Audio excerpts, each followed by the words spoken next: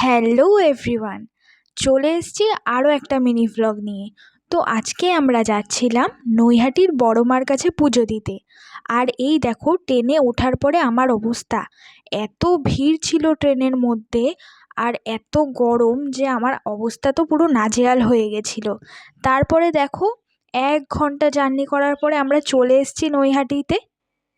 নৈহাটিতেও আমি এই প্রথমবার আসলাম, আর বড় মার কাছেও পুজো দিতে এই প্রথমবারই আসলাম। তো তোমরা কারা কারা বড় মার কাছে এসছো আমার কাছে কিন্তু কমেন্টে জানিও।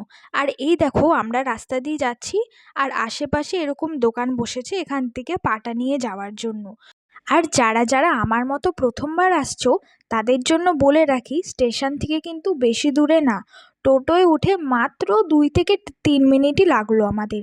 আর এই দেখো, চলে আসার পরে আমরা এখন লাইনে দাঁড়িয়েছি। অনেক ভিড় ছিল, কিন্তু আমরা প্রথমবার গেছি, তাও আশেপাশের লোকজন বলছিল যে আজকে নাকি ভিড় অনেক কম।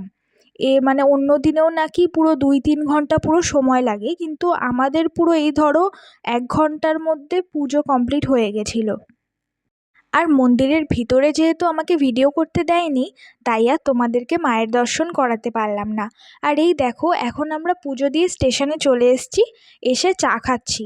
কচুরি খাওয়ার খুবই ইচ্ছা ছিল, কিন্তু নৈহাটি স্টেশনে কোথাও কচুরির দোকান পেলাম না, শুধু পরোটার দোকান আর রুটির দোকান। তো কি করব, না খেয়েই চলে এসেছি বাড়িতে। আর এই দেখো, বাজারে এসেছি তারপরে মাছ নিতে। তো এখানে অনেক রকমেরই মাছ ছিল, কিন্তু এই যে লোটে মাছটা আমার খুব ফেভারিট, এটাও নিয়েছিলাম। আর এখানে কাতলা মাছ নেওয়া হচ্ছিল, তো এই কাকুটা কেটে দিচ্ছিল আর আমি ভিডিও করছিলাম।